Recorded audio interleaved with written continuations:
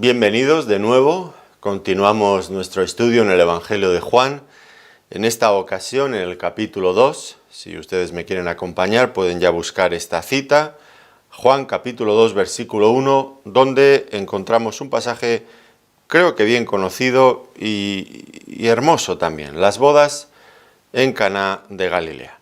Comenzamos entonces haciendo una lectura de este pasaje, versículo 1 del capítulo 2 de Juan, que dice así: Al tercer día se hicieron unas bodas en Caná de Galilea, y estaba allí la madre de Jesús. Y fueron también invitados a las bodas Jesús y sus discípulos. Y faltando el vino, la madre de Jesús le dijo: No tienen vino. Jesús le dijo: ¿Qué tienes conmigo, mujer? Aún no ha venido mi hora. Su madre dijo a los que servían: Haced todo lo que os dijere. Y estaban allí 6 tinajas de piedra para agua, conforme al rito de la purificación de los judíos, en cada una de las cuales cabían 2 o 3 cántaros. Jesús les dijo: Llenad estas tinajas de agua. Y las llenaron hasta arriba. Entonces les dijo: Sacad ahora y llevadlo al maestresala. Y se lo llevaron. Cuando el maestresala probó el agua hecha vino, sin saber él de dónde era, aunque lo sabían los sirvientes que habían sacado el agua, llamó al esposo y le dijo: Todo hombre sirve primero el buen vino, y cuando ya han bebido mucho, entonces el inferior. Mas tú has reservado el buen vino hasta ahora. Este principio de señales hizo Jesús en Caná de Galilea, y manifestó su gloria, y sus discípulos creyeron en él. Después de esto descendieron a Capernaum, él, su madre, sus hermanos y sus discípulos, y estuvieron allí no muchos días. Bueno, en realidad el pasaje pues es una lectura sencilla, fácil de entender, y en principio pues no debería de haber más complicación. Sin embargo, pues es un pasaje que despierta mucha controversia. Yo, si alguna vez he hablado de este pasaje, pues luego me encuentro bastantes comentarios críticos en cuanto a lo que digo, y me imagino que en esta ocasión va a ocurrir lo mismo. Al menos hay 3 cosas que iremos tratando a lo largo del estudio que generan este tipo de controversia. Y a mí me causa tristeza, se lo digo con franqueza, porque muchas veces ese tipo de cosas nos impiden ver el propósito, el objetivo final con el que este pasaje está aquí, que en este caso está muy claro. Dice el versículo 11 que acabamos de leer: Este principio de señales hizo Jesús en Caná de Galilea y manifestó su gloria, y sus discípulos creyeron en él. Es decir, este capítulo, este pasaje, esta porción, tiene como finalidad mostrarnos la gloria de Jesús. Bueno, él se la mostró a sus discípulos, ahora el texto nos llega a nosotros, y el propósito, la finalidad sigue siendo la misma, que veamos, que consideremos la gloria del Señor Jesucristo en diferentes perspectivas, con ricos matices, porque esto está aquí en el texto.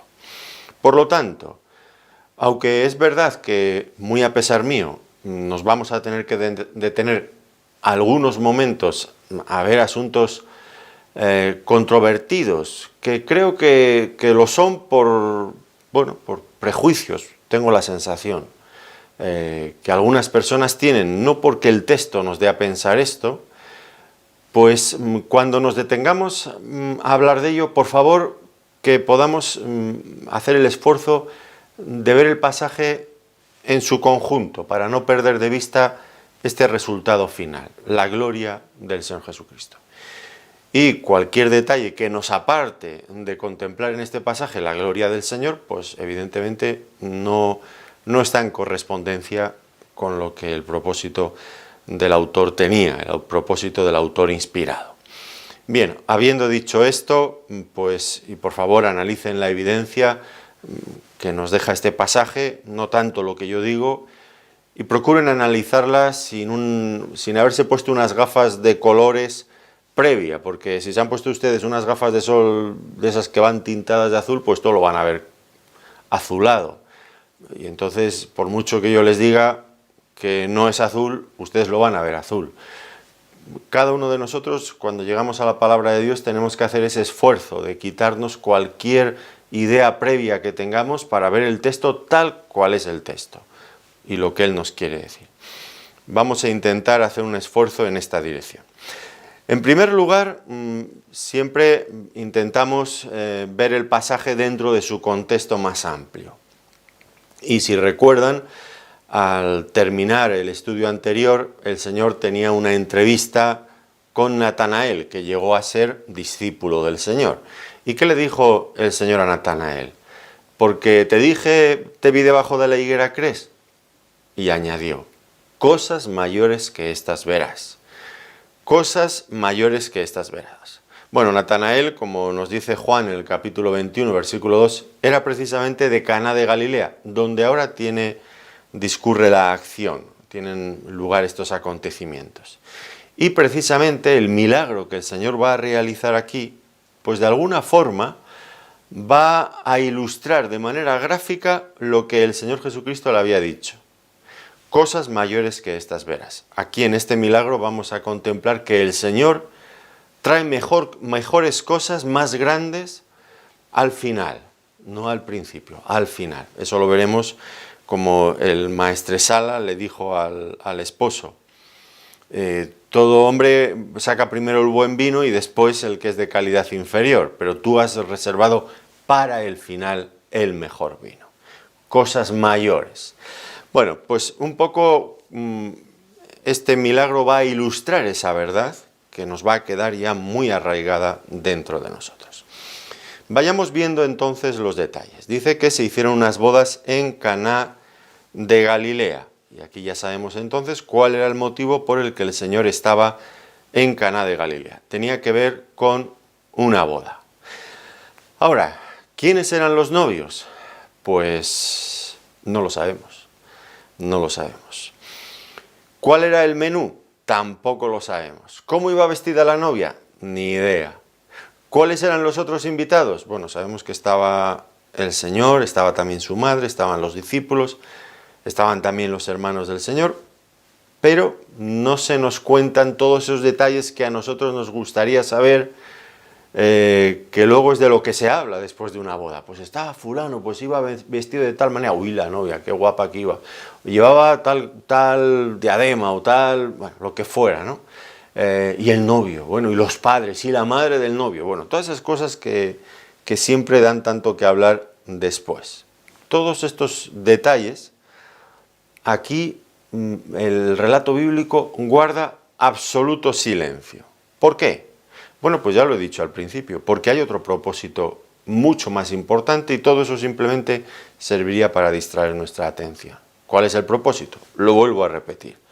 Manifestar la gloria de Jesús. Ese era el propósito por el que este relato está aquí incluido y por el que el Señor estaba también allí en aquel acontecimiento, en aquella boda. Vamos a ver que fueron invitados, nos dice, fueron invitados a las bodas Jesús y los discípulos. Este es el detalle que hemos dicho que sí sabemos. De hecho, estaban los discípulos del Señor, su madre y también sus hermanos. Esto nos lo dice el versículo 12, que después de la boda, después de esto, descendieron a Capernaum, él, su madre, sus hermanos y sus discípulos.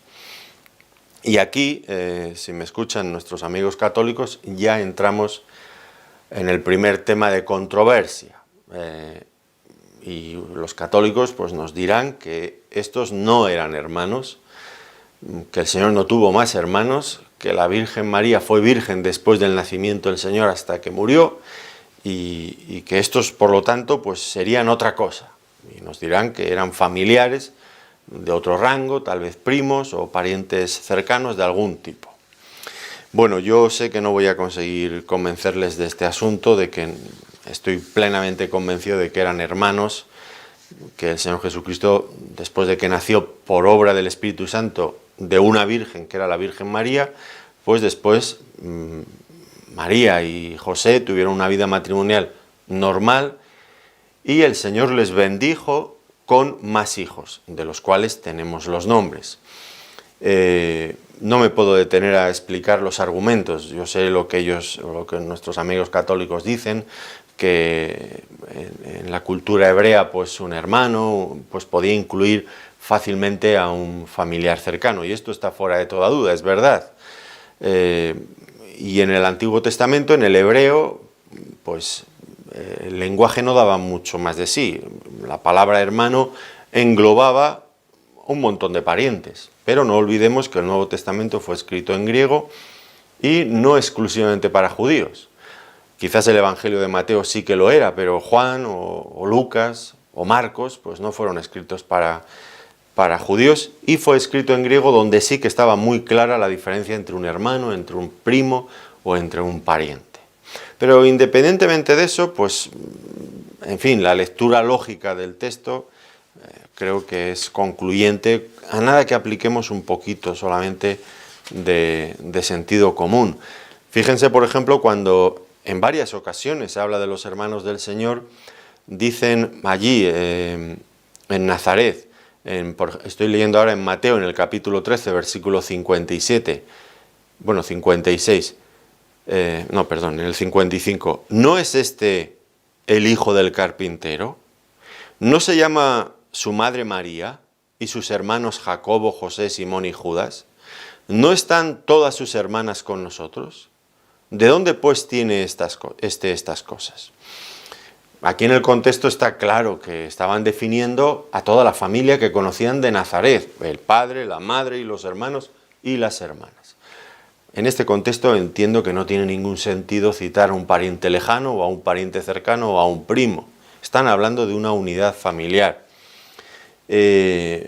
Otros dicen, no se refiere a hermanos, se refiere a discípulos. Bueno, aquí estaba muy claro, lo acabamos de leer, que se establece una diferencia entre los hermanos y los discípulos.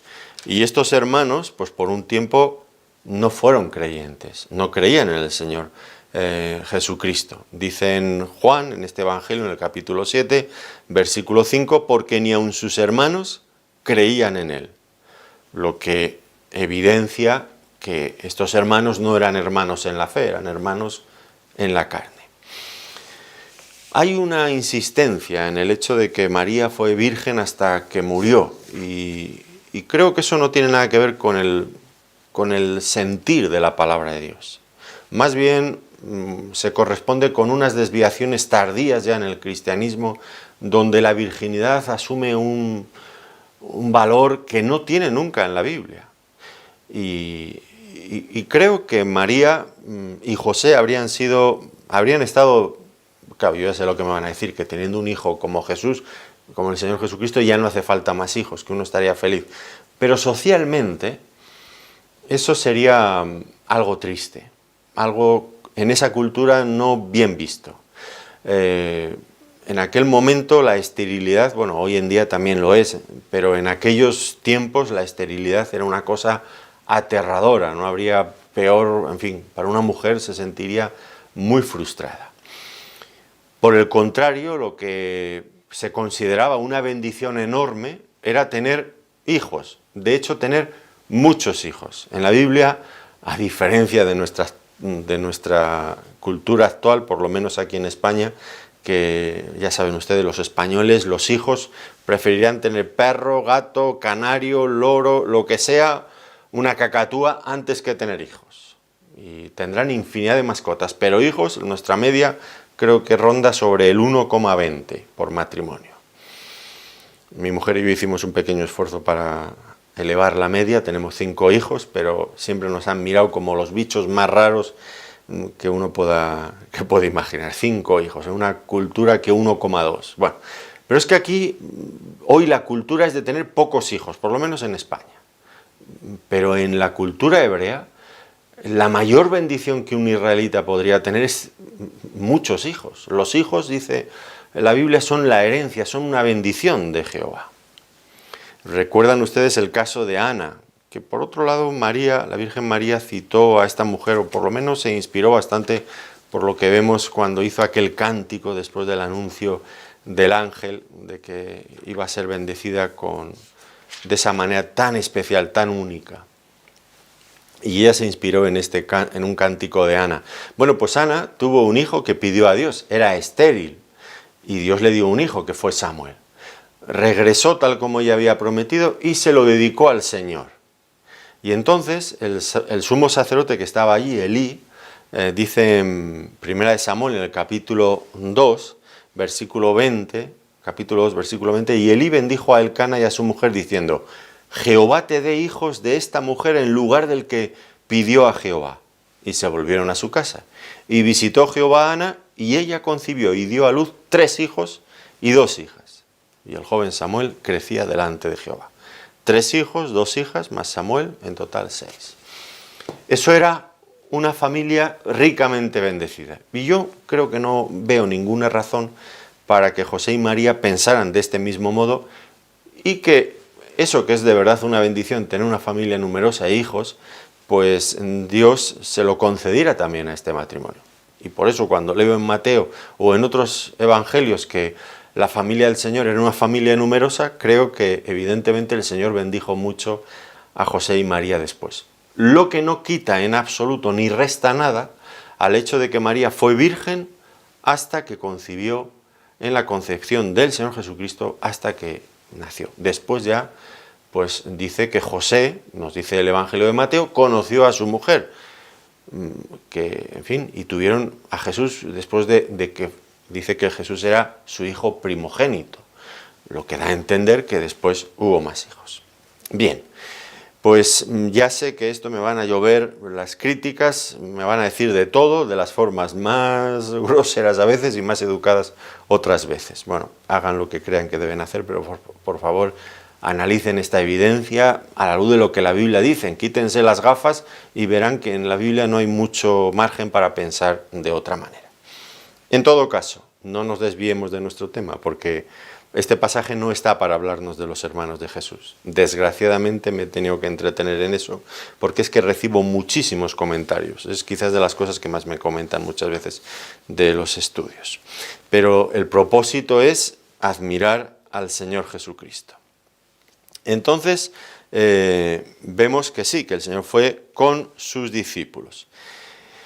Y creo que el pasaje, aunque he mencionado esto de los hermanos y los discípulos y María, detalles que una boda en la que quedan incluidos por un lado los discípulos, por otro lado la familia. Y es que este pasaje, aunque lo he mencionado y digo que no tiene mucho que ver, pero algo tiene que ver. Este pasaje debemos entenderlo como un pasaje de transición. ¿Transición en qué sentido? Pues el Señor va a pasar de las relaciones habituales que Él había tenido con su familia, que en este momento entendemos que era su madre y sus hermanos, porque el padre, José, el padre adoptivo, no se vuelve a mencionar en las Escrituras después de su nacimiento, lo que nos da a entender que muy probablemente había pasado ya a la presencia del Señor. Entonces hay una transición de el Señor Jesucristo y sus relaciones habituales dentro de la familia para comenzar una nueva etapa donde se iban a priorizar la relación del Señor con sus discípulos. Y este pasaje es ese punto de transición, ese punto de inflexión donde el Señor deja a la familia para empezar una nueva trayectoria en la que su ministerio espiritual y por lo tanto sus discípulos iban a tener la prioridad y iban a ser mucho más importante. Ahora, en cuanto al hecho de que el Señor estuviera en esa boda, pues tiene importancia por muchas razones, pero en especial creo que vemos algunas lecciones importantes que no deberíamos de pasar por alto. En primer lugar, el Señor estuvo en una boda. Y es curioso que Juan, el evangelista, elija precisamente ese escenario, una boda y el milagro que realizó allí, para comenzar el ministerio del Señor. La primera señal es en una boda, con lo cual el Señor está honrando de una forma muy especial, tengámoslo en cuenta, está honrando de una forma muy especial el matrimonio. Y digo que esto hay que subrayarlo y recordarlo porque los tiempos en los que vivimos, el matrimonio es una institución muy despreciada, una institución que se desmorona, que hace aguas por todos los lados. Se buscan otras alternativas. Yo no sé si en las iglesias ya esto se hace, creo que también, porque escucho a veces casos que me preocupan.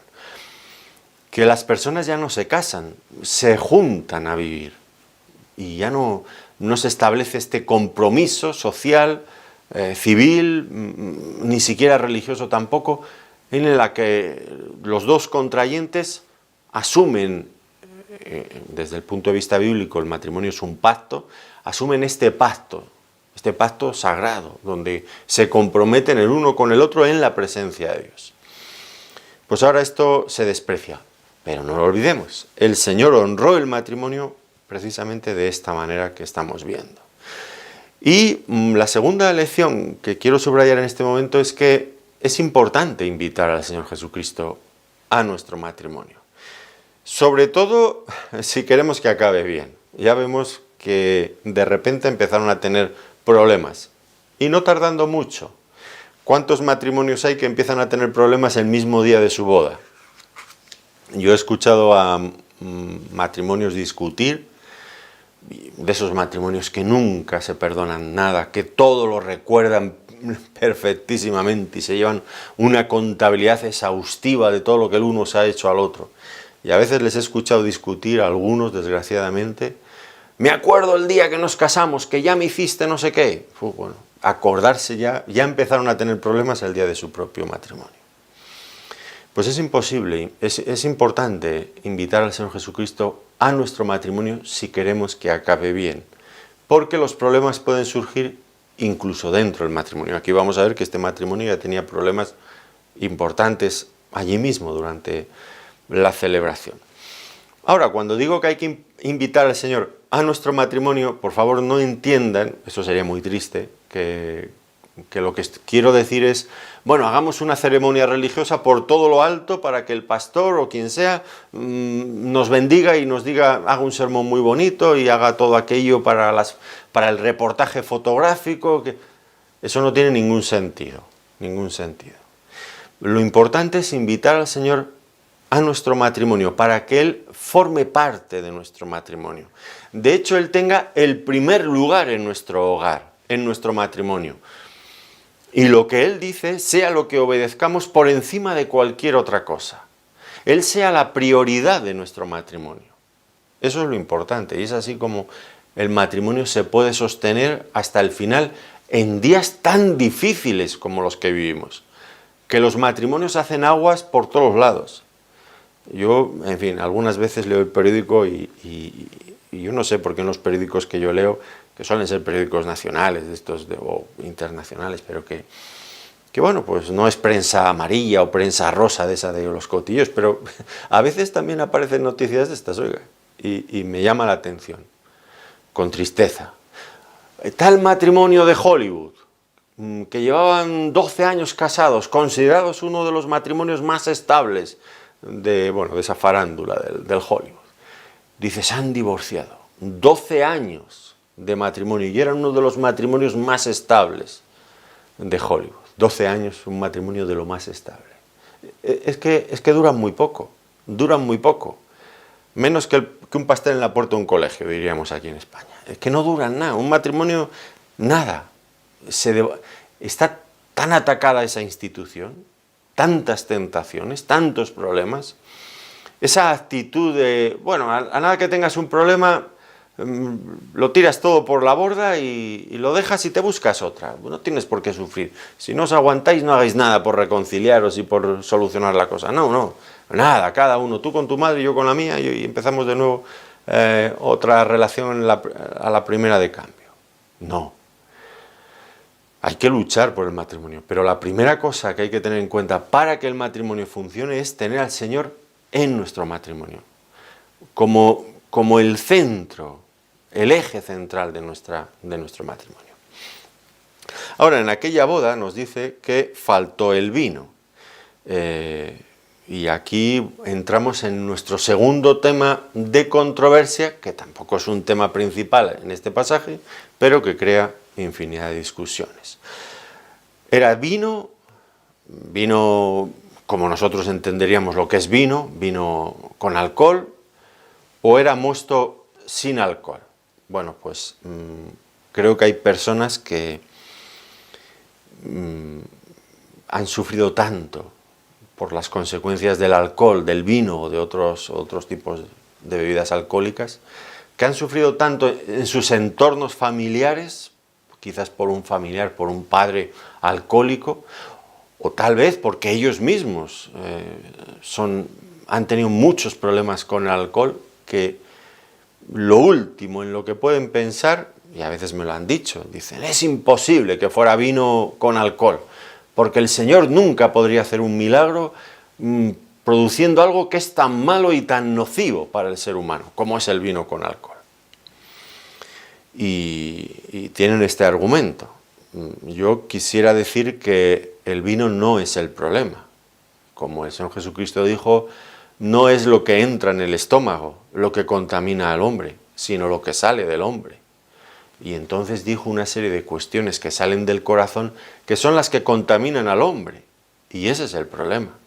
No es el vino con alcohol, sino es lo que llevamos dentro de nuestro corazón, que produce, pues eso, el abuso de cosas buenas hasta el punto de llegar a convertirlas en malas. Ocurre con muchísimas cosas.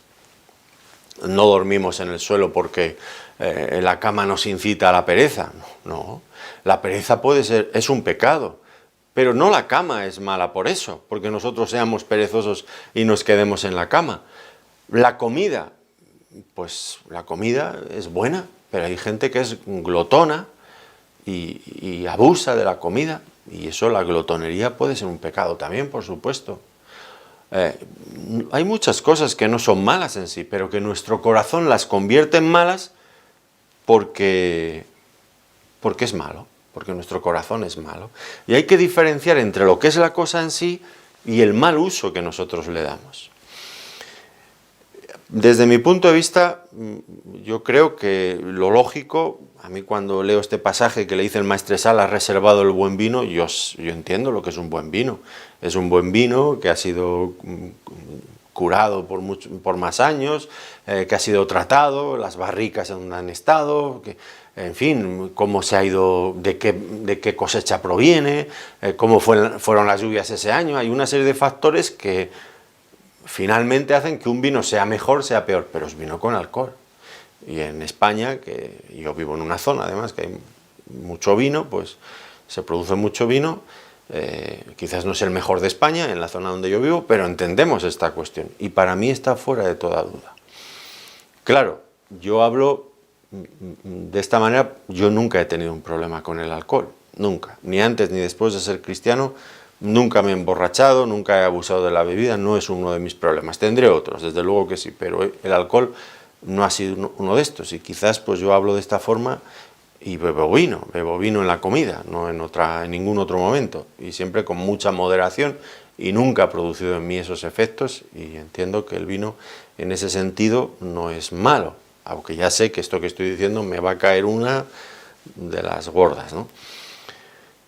En todo caso, el vino no es la única vez que aparece en la Biblia, aparece como un símbolo de gozo y de alegría, lo pueden ver en Jeremías capítulo 9, versículo 13.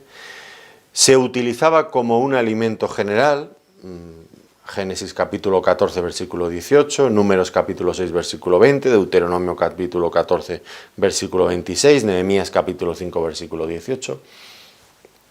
Y que yo creo que esto es lo que marca la diferencia.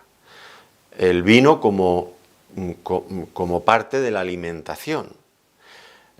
Yo nunca, para mí es imposible, yo no sería capaz de ir a beber vino aquí en la ciudad donde yo vivo. Esto se hace todos los días.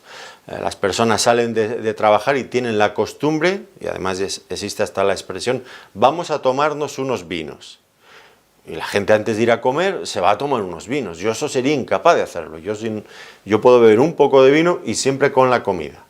Pero ese otro uso, bueno, el que yo hago es alimenticio, pero ese otro uso es el que finalmente pues lleva a las personas a estar más contentas de lo que deben y finalmente a la embriaguez y a alcohólicos sociales y otro montón de cosas muy dañinas. Pero este uso alimenticio era conocido en la palabra de Dios. También se usaba con fines medicinales. Pablo le recomienda a Timoteo, usa de un poco de vino por causa de tu estómago y de tus frecuentes enfermedades. 1 Timoteo capítulo 5 y versículo 23. Pero también es cierto que se reconoce la toxicidad del vino con alcohol, y se prohíbe el uso del vino en relación, por ejemplo, pues, con el desempeño de ciertas funciones espirituales. Por ejemplo, recuerdan ustedes el caso de los hijos de Aarón, Nadab y Abiú, que murieron precisamente porque el pasaje da a entender, no lo dice así de claro, pero da a entender ahí en Levítico capítulo 10, versículo 9, que habían bebido vino y por eso habían abusado del vino, y por eso la prohibición hay un montón de citas donde se prohíbe, pues, personas que tienen algún tipo de ministerio espiritual no pueden excederse en el vino por la toxicidad del vino con alcohol, evidentemente, no es mosto. Si fuera mosto no se prohibiría el abuso del vino, nadie le va a hacer nada malo tomar un poquito más, un poquito menos. Ahora, dicho todo esto, ¿cuál debería de ser la actitud de los cristianos en el día de hoy para con el vino? Pues creo que debemos de actuar con prudencia, porque hay, ya digo, personas a las que les podemos hacer daño y a nosotros mismos nos podemos hacer daño. Por lo tanto, pues un uso prudente y no por una gratificación egoísta. Recordando las advertencias de la Escritura, no os embriaguéis con vino, nuevamente la misma palabra, y para embriagarse con vino hay que ser vino del que tiene alcohol, no mosto. No os embriaguéis con vino, dice en varias partes, en Romanos 13:13, en Gálatas 5:21, Efesios 5:18, 1 Pedro 4:3, y creo que deberíamos de abstenernos de beber vino siempre y cuando aquello pueda causar un tropiezo a otro. Yo en esto siempre he procurado ser muy prudente, y yo antes, si he invitado a alguien a comer, no siempre hay vino en mi casa para comer, pero a veces hay, ¿no? Pero desde luego, si he invitado a alguien, yo nunca lo sacaré si sé que esa persona pues ha tenido o tiene algún tipo de problema con el alcohol. Por supuesto que no, porque yo le estaría haciendo tropezar, y entonces ya sí que sería un pecado que yo bebiera vino, aunque él no lo bebiera, pero sería un pecado por mi parte y una falta sin duda de amor. Por lo tanto, creo que la palabra de Dios nos deja las cosas en un plano, creo que bastante pues equilibrado, y cada uno de nosotros debemos de ver hasta dónde podemos llegar, y si algo nos va a suponer una tentación, de antemano decir no, y radicalmente. Si tu ojo te es ocasión de caer, córtalo, sácalo. No entremos por ese camino. Y no usemos nuestra libertad para hacer caer a otros, porque entonces, si yo hago caer a mi hermano débil, pues entonces yo soy pecador y estoy haciendo algo realmente muy grave. Ahora, dicho esto, que ya digo es el segundo tema de discusión y que no es esencial en este pasaje, pero que está aquí, pues no olviden cuál es el tema principal, que es que tenemos que ver la gloria del Señor. Y he aclarado esto porque algunos dicen, no puede ser porque el Señor no podría hacer un milagro de este tipo. Bueno, pues yo creo que sí, pero centrémonos en el tema y avancemos en nuestro pasaje. Dice que en algún momento empezó a faltar el vino.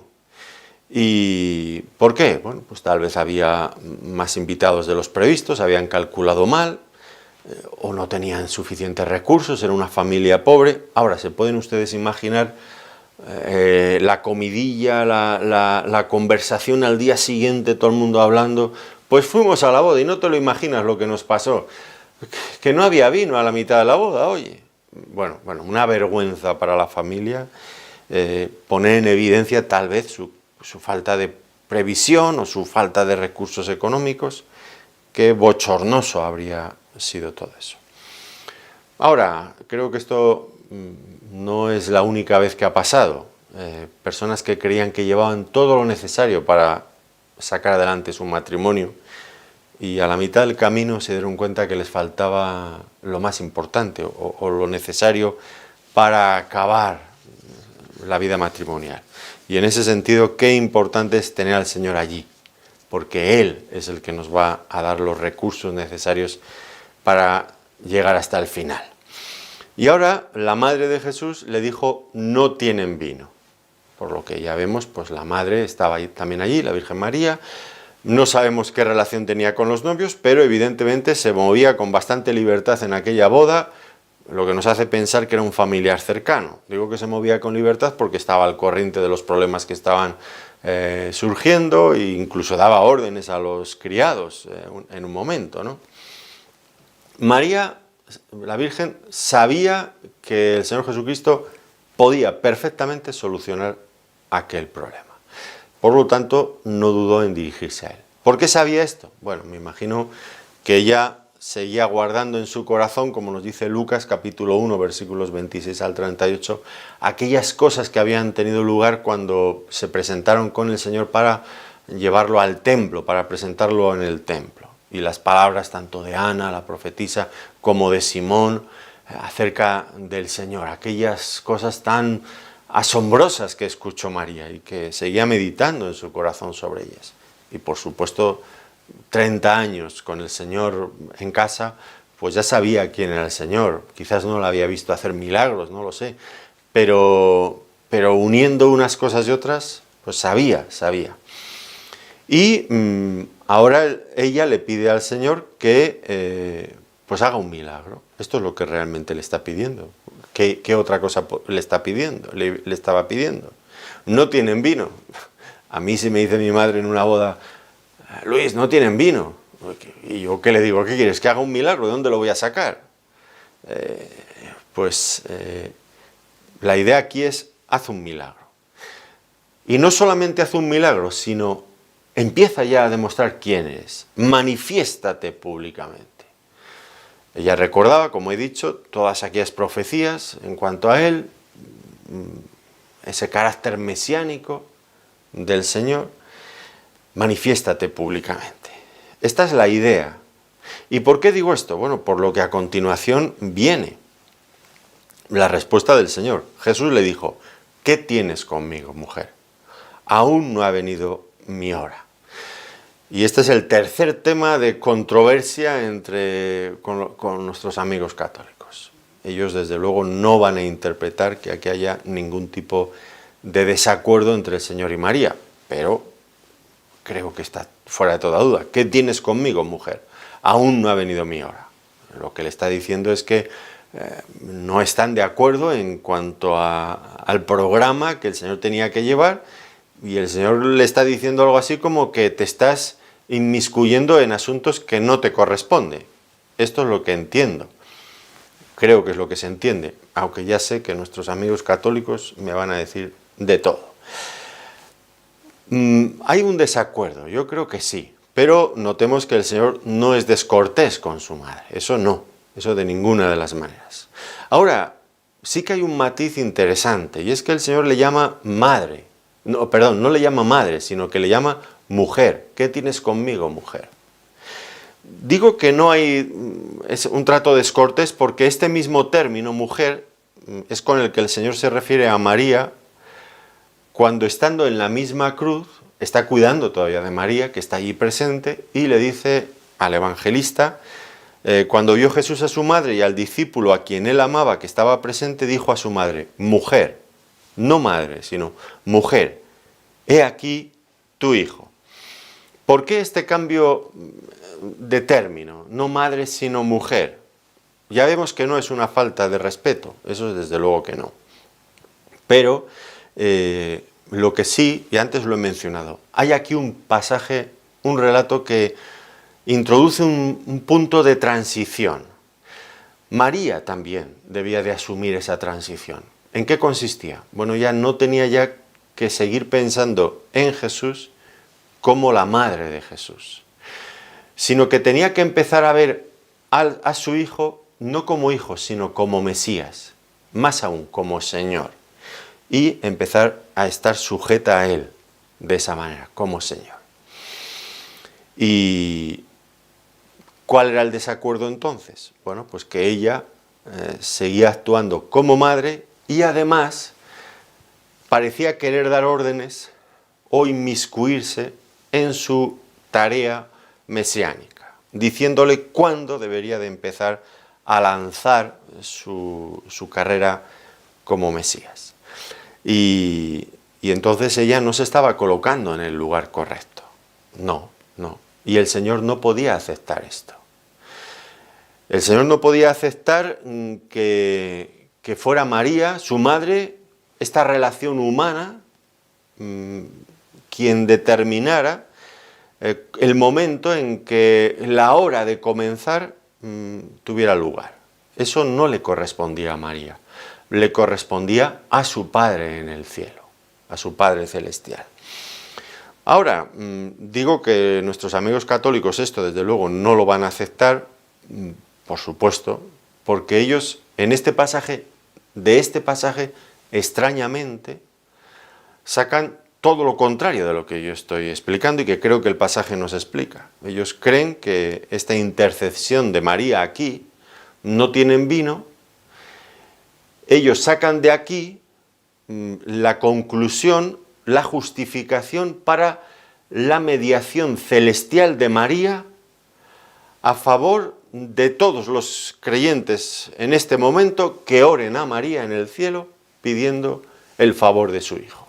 Yo no sé cómo llegan a conclusiones de ese nivel, porque aquí en tal caso, si hay algo es que María le dice al Señor, no tienen vino, pidiéndole que solucionara el problema de esa familia en ese momento, ese matrimonio. De aquí, extrapolarlo y justificar una doctrina tan importante dentro del catolicismo, de que María a partir de este momento puede ser considerada como mediadora e intercesora. Cualquier cosa que yo, hablando con María en el cielo, le pida, ella lo va a llevar a su Hijo y lo va a hacer. Cuando el pasaje, lo que entiendo que nos está diciendo es justo todo lo contrario. Que el Señor le está diciendo a María, tú hasta ahora has sido madre, pero a partir de ahora, mujer, que tienes que colocarte en esa posición de aceptar al Mesías, no interfiriendo, no dando órdenes ni tomando ningún lugar, no te corresponde ya. Tienes que aprender a pasar a ese segundo plano. Y es así siempre en la palabra de Dios.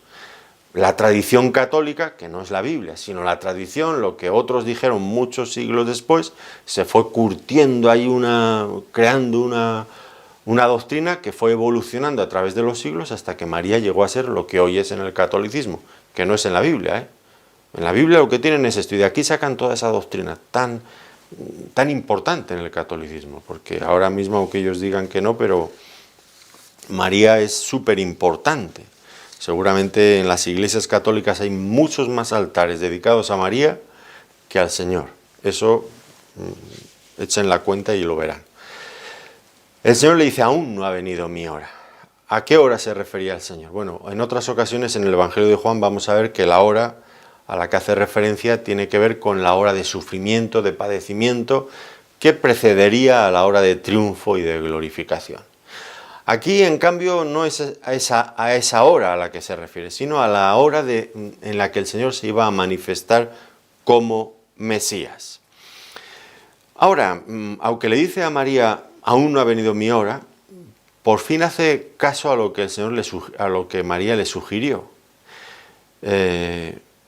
Pero, ¿por qué entonces le dice, aún no ha llegado mi hora? Bueno, la forma en la que hace lo que María le sugiere implica que no hace caso a todo lo que María le estaba diciendo. Esos deseos de María de que se manifestara como Mesías no es lo que hace. Sí que hace el milagro, pero es algo tan discreto que, por lo que nos da a entender el pasaje, muy pocas personas se enteraron. Quizás al final se enteraron muchísimos más, por supuesto, sobre todo desde el momento en que llegó a estar escrito en la Biblia. Pero en ese punto, pues ni siquiera el maestresala sabía lo que había ocurrido, ni los novios. Era algo, en principio, muy discreto. No comenzaba el Señor con este milagro su carrera mesiánica, por lo menos no públicamente, como tal vez sugería María, sino algo privado, de cara a su propia familia tal vez, pero especialmente, como vamos a ver a continuación, dentro de sus discípulos. Y el Señor aquí deja un principio muy claro, que cualquiera de nosotros, todos nosotros debemos de tener claro. Al final el Señor no podía dejar que alguien en su familia, por muy cercano que fuera, estuviera marcando su agenda mesiánica, de ninguna de las maneras. Y eso tiene que ser así también en nuestra vida, en nuestro ministerio. Como creyentes debemos de colocar en primer lugar el llamamiento de Dios y la voluntad de Dios por encima, mucho antes que cualquier vínculo familiar o interés familiar que nosotros pudiéramos tener. Y esto dicho así puede sonar muy brusco, pero es lo que el Señor Jesucristo dijo. El que no me ama a mí más que a madre, padre, a veces dijo, el que no aborrece a padre o madre y lo ama más que a mí, no es digno de... En fin, lo dice varias veces y de varias maneras, pero todas ellas inciden en la misma idea. El Señor debe de ocupar siempre el primer lugar. Y ahora María, que sí que es admirable, lo es de verdad, una mujer que además no ofrece ninguna resistencia al aprendizaje, sino que por el contrario, rápidamente reacciona y se coloca en su lugar, dice su madre a los que servían, haced todo lo que Él os dijere. Aceptó la censura del Señor y pues se abstuvo de discutir, que nosotros cuando el Señor nos lleva a la contraria discutimos, reconoció que el Señor tenía pleno derecho a la independencia como Mesías y manifestó su fe poniéndose a las órdenes de Él. Haced todo lo que Él os dijere. Por supuesto se lo decía a los otros, pero ella misma asumía sin duda también ese mismo papel. Qué importante que nosotros grabáramos en nuestras mentes y en nuestros corazones estas palabras de María. Y nuestros amigos católicos también, Haced todo lo que Él os dijere, no lo que nosotros queremos creer, sino lo que Él nos diga. Eso es la clave. Y dice que estaban allí 6 tinajas de piedra para agua conforme al rito de la purificación de los judíos. Y ahora vamos a centrarnos en el milagro y en la forma en la que el Señor hizo el milagro. En principio, 6 tinajas de piedra grandes. Y nos dice que era para la purificación. Este era uno de los puntos más importantes del judaísmo. Todo versaba sobre lavamientos, sobre rituales externos. Fíjense, rituales externos que de ninguna manera podían limpiar el corazón. Y el Señor utiliza esas tinajas como dando a entender no os van a hacer más falta. De hecho, una vez que fueron usadas de esta manera ya no habría que haberlas purificado de nuevo. Eran inservibles a esos efectos, a no ser de que se hicieran ciertos trámites adicionales. Pero el Señor las utilizó y las inutilizó para el propósito inicial. ¿Por qué? Porque, el Señor tuvo muchas discusiones con los judíos sobre la purificación. Y es que ese sistema de purificación no valía. Y el Señor traía uno nuevo. Por eso tal vez utiliza esas tinajas que estaban vacías, como el propio judaísmo, para hacer algo nuevo, algo diferente, como la nueva vida que tenemos en Cristo. Una limpieza auténtica del interior del corazón. Y ahora el Señor les dice, llenad estas tinajas y llevadlo al maestresala. Y aquí hay un detalle interesante. ¿Por qué toda esta cuestión de llenar las tinajas vacías de agua para luego convertirlas en vino? Y involucrar en medio en todo esto a los sirvientes. Cuando el Señor podría haber llenado él solo las tinajas directamente de vino. ¿Por qué tantas cosas intermedias? Bueno, el Señor puede hacer lo que quiera como Él quiera. Y así lo hizo, claro. Y lo sigue haciendo. Pero un detalle muy interesante es que el Señor, aunque tiene autonomía, es autosuficiente para hacer todas las cosas que se proponga por sí mismo, sin la ayuda de nadie más, a pesar de todo, quiere contar con nosotros, quiere contar con los hombres. Esto es una cosa que a mí nunca deja de sorprenderme. Él podría hablar desde el cielo, no necesita predicadores, pero nos deja a nosotros, cuenta con nosotros, al punto que, como dice el apóstol Pablo, somos colaboradores de Dios, cuando Dios no necesita de nadie, de ningún colaborador. De hecho, creo que nosotros somos los que perjudicamos más que aportamos nada a la gloria del Evangelio, pero Dios lo quiere así. Y finalmente, pues el agua fue hecha vino, como alguien ha dicho, que el agua, consciente de la situación, vio a su Dios y se sonrojó. Bueno, pues una forma poética de decirlo, no sé si esto fue así o no, pero lo que está claro es que hubo una transformación. El agua no es vino y hay un cambio de sustancia, lo mismo que ocurre en el nuevo nacimiento, como luego veremos en el capítulo 3 con Nicodemo. El nuevo nacimiento, una nueva naturaleza, diferente. Y entonces, pues, este milagro ya nos anuncia cosas nuevas. En todo caso, fíjense en el carácter del milagro en sí. El Señor se caracterizaba por hacer milagros, por ejemplo, de sanidad, de restauración espiritual, bueno, problemas físicos, problemas de endemoniados. Pero este milagro es diferente. ¿Por qué? Porque el Señor se ocupa aquí de ciertas necesidades materiales y ni siquiera necesidades materiales, porque el vino en esta ocasión creo que no debía ser un problema, porque podrían haber bebido agua, porque no estaban muriéndose de hambre ni de sed, no era ni siquiera una necesidad material. Tenía que ver con, en fin, con la felicidad, con el honor de una familia que habría quedado en entredicho, con la felicidad de un matrimonio. Bueno, y el Señor hace un milagro para comenzar tan diferente. ¿Por qué? Bueno, Él creo que quiere dejar claro que Él está interesado en todos los aspectos de la vida humana y en todo lo que al ser humano le preocupa y también en todo lo que al ser humano le hace feliz, por ejemplo, el matrimonio. El cristianismo no es la negación de todos los placeres humanos. Esto es falso, es falso. Dios quiere que disfrutemos, por supuesto, que disfrutemos de todas aquellas cosas que Él ha creado. Y el cristianismo no tiene nada que ver con el ascetismo. No. Eso otra de las muchas perversiones que entraron en el cristianismo posteriormente, como si en el ascetismo hubiera alguna virtud, al punto de que finalmente se creyó que el ascetismo era una buena obra con la que convencerían a Dios, los que lo practicaban, de que finalmente merecían la salvación, nada más lejos de la realidad. Dios quiere que disfrutemos de las cosas buenas que Él ha creado, por supuesto, pero, y el problema surge, y hay que tenerlo en cuenta, debemos de disfrutar cada cosa en la comunión con el Señor. Cuando ya dejamos a Dios fuera del disfrute de las cosas de esta vida, entonces ya no es santidad, es mundanalidad. Es una línea muy fina, que haciendo la misma cosa puede ser una mundanalidad o puede ser algo santo.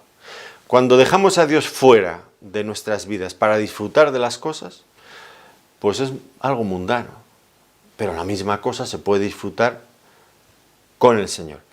Y cuando intentamos disfrutar de cosas en las que de ninguna de las maneras podríamos hacerlo en comunión con el Señor, ya nos queda claro que esa cosa no es buena, no es un placer legítimo.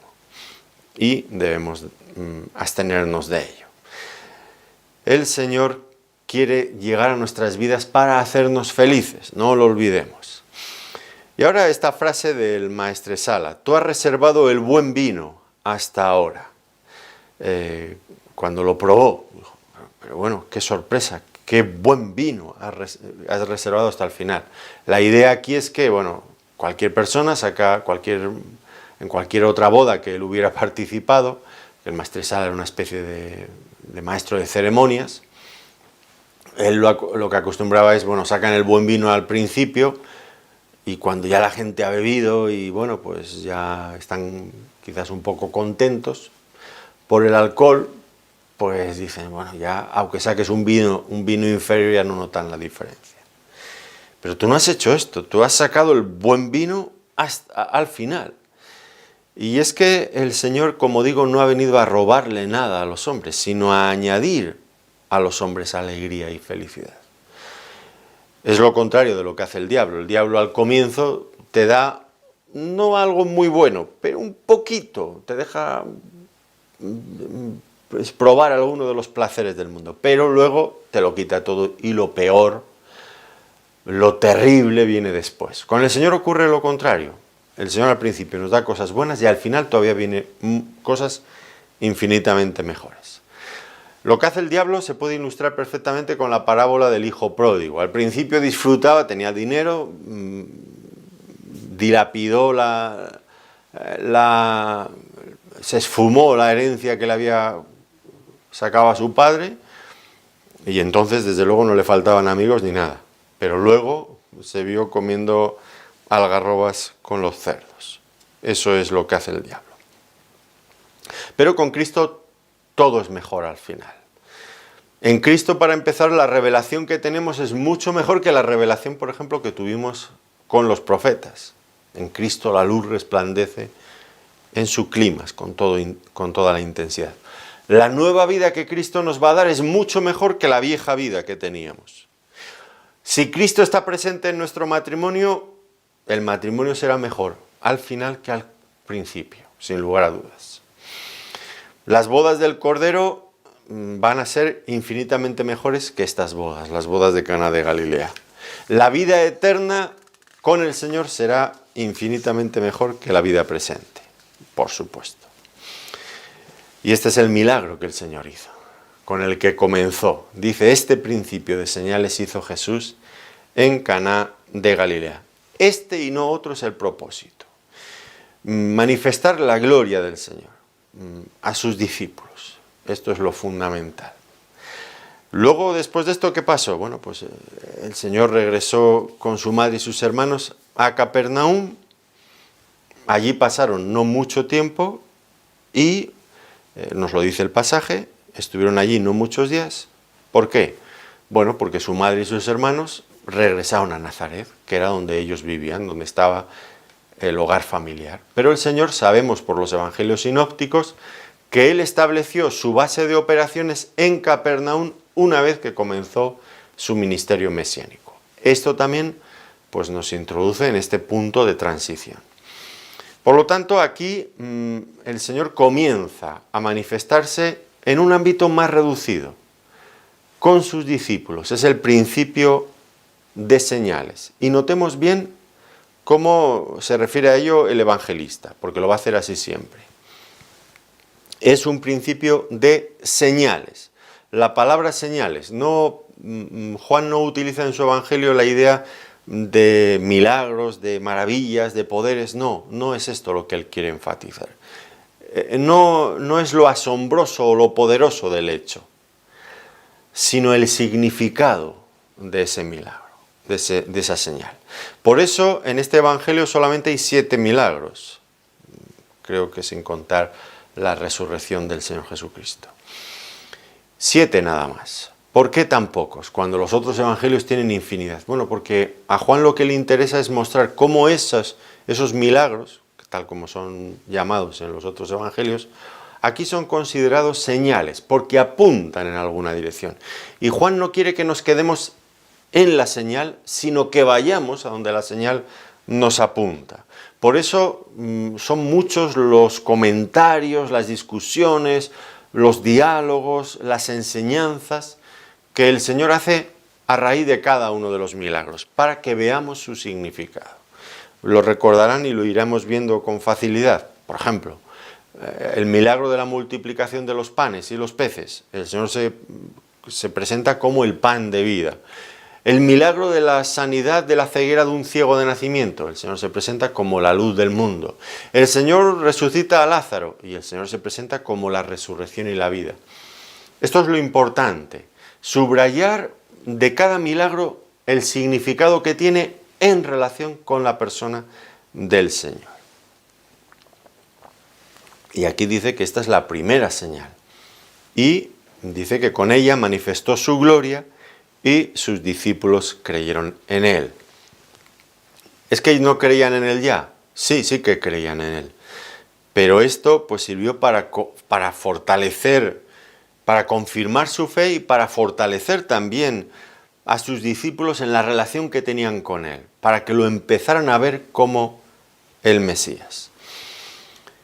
Noten bien, manifestó su gloria con esta señal. Muy importante, ellos vieron algo nuevo, algo desconocido del Señor, un atributo, atributos nuevos, todas estas cosas que estamos viendo a lo largo de este pasaje.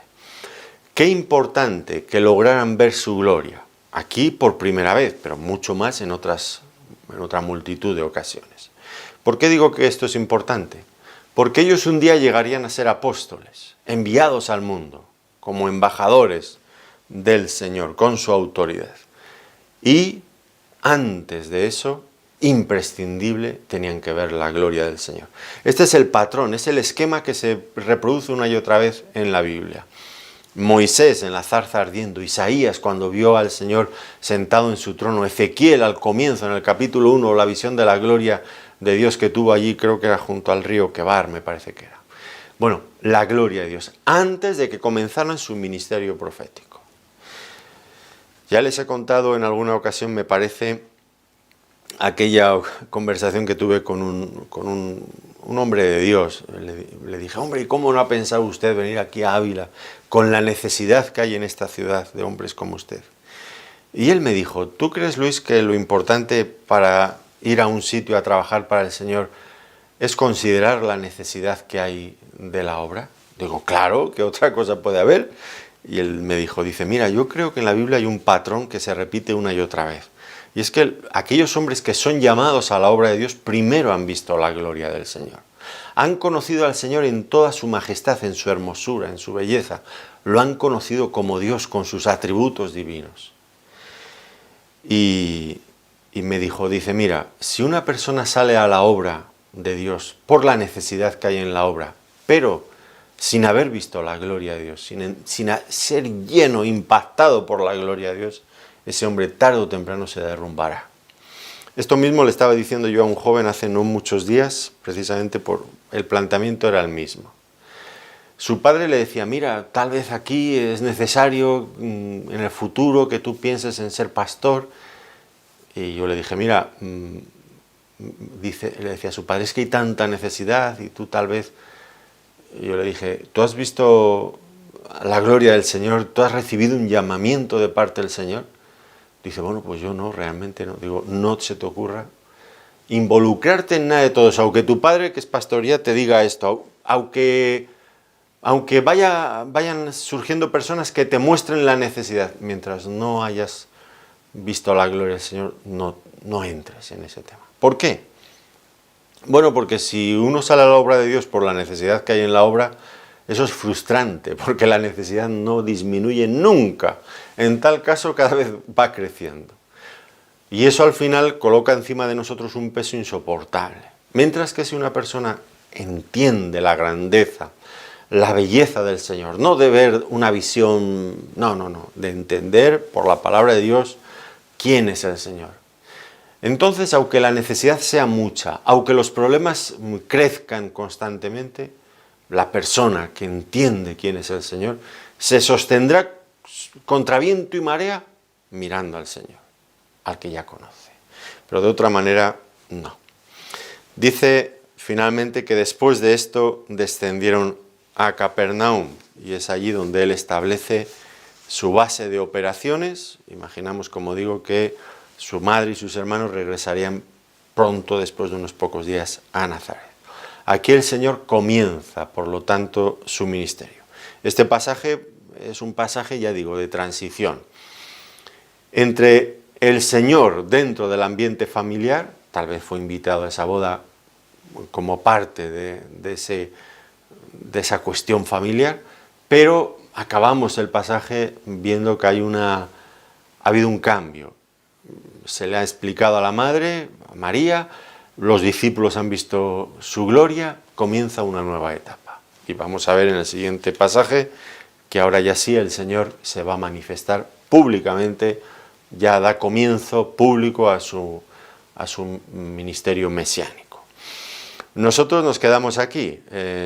Espero que esos temas de controversia no nos hayan no nos hayan impedido ver las cosas bellas que hay en este pasaje y nos hayan acercado un poco más a la gloria del Señor y a la forma en la que Él hace las cosas y cómo viene, cómo quiere venir a nuestras vidas.